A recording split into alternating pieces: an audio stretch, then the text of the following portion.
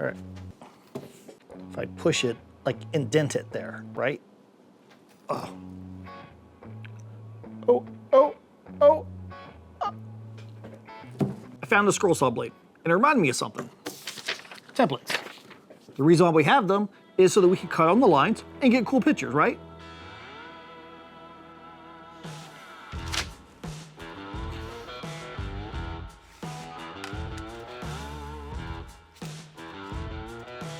I was going through scroll saw blades and noticing the differences, especially when it comes to the thickness. Oh, that's a good example. Spiral blades, which are much different than all the rest of them. Then that had me thinking. There are lines on the template for a reason. It tells us exactly where to cut our boards at, and if we do that correctly, all our pieces are gonna line up perfectly. But when do we not cut on the lines? Is that a thing?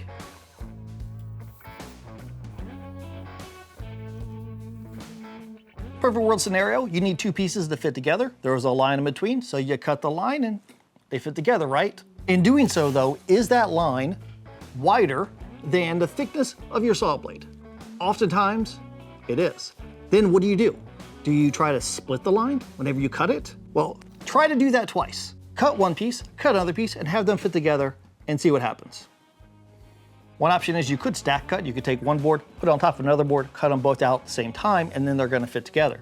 But there are a lot of situations in which you can't do that. That's just not an option for you. Then you gotta cut your pieces separately and then try to fit them together, and hopefully you cut exactly the same way on that line both times. I use two techniques depending on what I'm trying to go for. Let's say I have two different species of wood. I have to decide, is that line going to be this species or that species? I'm not gonna split the line and try to put those together. Instead, I'm just accounting for that line is gonna be one or the other. I'm gonna put my template on both work pieces. For one of them, I'm gonna cut on the white. I'm gonna leave the line whole and cut right down the side of that line so that whole line is intact.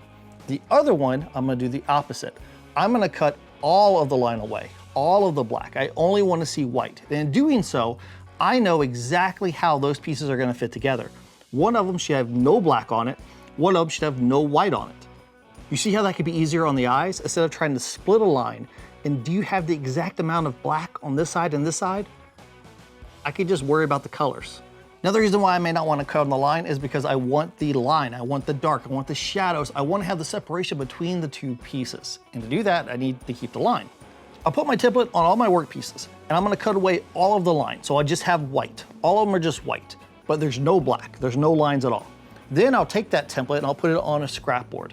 And I'm gonna do the opposite. I'm gonna cut away all the white and just leave only the black lines. That scrap piece can then be used as a registration to make sure that all my pieces are exactly lined up where they need to be. With that technique, yes, I'm cutting on the line, but I'm getting rid of all of it. But then the other piece, I'm not cutting away any of the line. That needs to stay intact. So there you go. There are some situations where you won't cut on the lines. You don't want to cut on lines because it's not gonna give you the look that you're going for with your scroll saw art. Hope you enjoyed this video. Until we meet again, get in your shop and build something awesome.